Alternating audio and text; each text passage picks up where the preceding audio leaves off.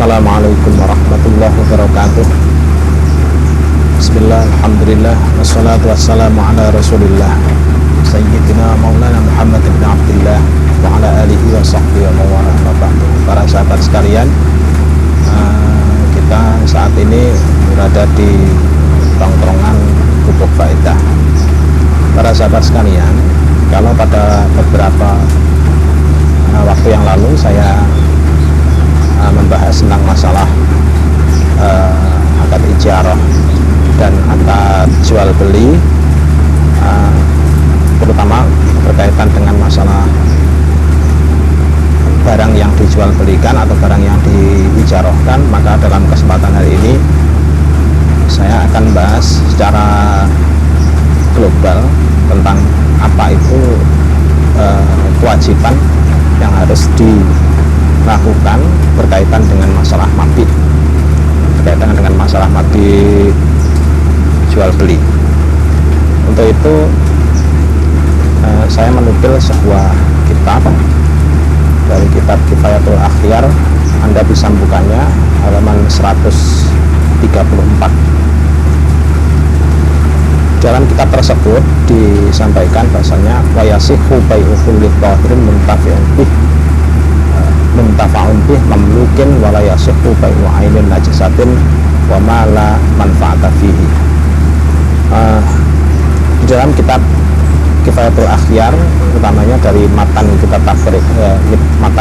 takribnya, di sana disebutkan bahwasanya sah melakukan jual beli segala sesuatu yang suci, yang bisa dimanfaatkan, terus kemudian dimiliki sendiri oleh orang yang sudah orang yang melakukan jual beli atau ijarah.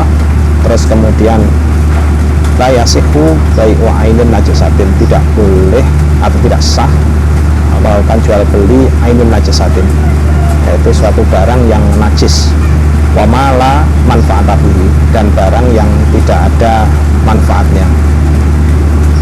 Para sahabat sekalian, berdasarkan dari kutipan matan kitab takrib ini, musannif dari kitab Kifayatul Akhyar kemudian membagi bahwasannya ada 5 syarat yang berkaitan dengan masalah jual beli. Yang pertama, ahaduha kaunuhu tahiran, bahwasannya barang yang dijual belikan itu harus merupakan barang yang suci. Jadi kalau disebut sebagai tahiran, barang yang suci, berarti tidak masuk di dalamnya adalah barang najis dan lain sebagainya. Jadi sucinya itu bukan disebab, istilahnya najisnya itu bukan najis yang sifatnya barang suci yang terkena najis, tetapi kalau najisnya itu najis yang bersifat hakiki, jadi memang barangnya itu kaunuhu najisun, maka hukumnya adalah tidak boleh untuk dijual belikan. Jadi barangnya wajib untuk suci. Kalau terkena perkara najis atau istilahnya mutanajis, jadi ainun mutanajis, maka hukumnya masih diperbolehkan untuk dijual belikan. Yang kedua, asani ayyakuna muntafa'an bih. Yang kedua adalah syaratnya bahwasanya barang itu harus bisa dimanfaatkan. Jadi kaunuhu tahiran wa kaunuhu muntafa'an bih menjadi 2 syarat. Kalau misalkan dikumpulkan menjadi satu, kadang-kadang bisa membuat agak sedikit rancu. Rancunya misalkan begini, ada orang jual beli barang najis, misalkan kotoran ayam yang mau dipergunakan untuk pupuk. Kalau dilihat dari segi muntafa'an bihnya, dari segi objek barangnya yang bisa dimanfaatkan, maka hukumnya menjual beli barang najis seperti ini hukumnya menjadi boleh disebabkan karena adanya manfaat. Tetapi kalau dilihat dari wujud fisiknya, maka kemudian hukumnya itu menjadi tidak diperbolehkan untuk dijual belikan disebabkan kaunuhu najisan, muhaqqaqan bahkan. Jadi barangnya itu fisiknya adalah najis. Maka dari itulah kemudian para ulama itu terbelah menjadi 2. Pertama, ulama itu yang membolehkan untuk jual beli barang najis tersebut, utamanya kotoran ayam, karena hendak dimanfaatkan untuk tanaman, hendak dimanfaatkan untuk tanaman. Sementara ulama yang lain yang menyatakan tidak boleh itu disebabkan karena sifat fisik dari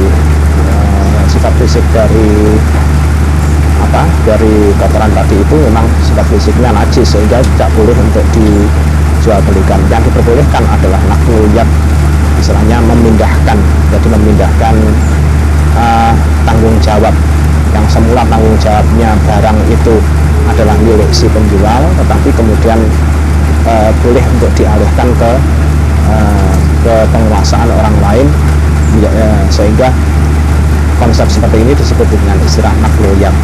Ini solusi dari ulama yang menyatakan bahwasannya hukum jual beli barang najis itu menjadi tidak diperbolehkan.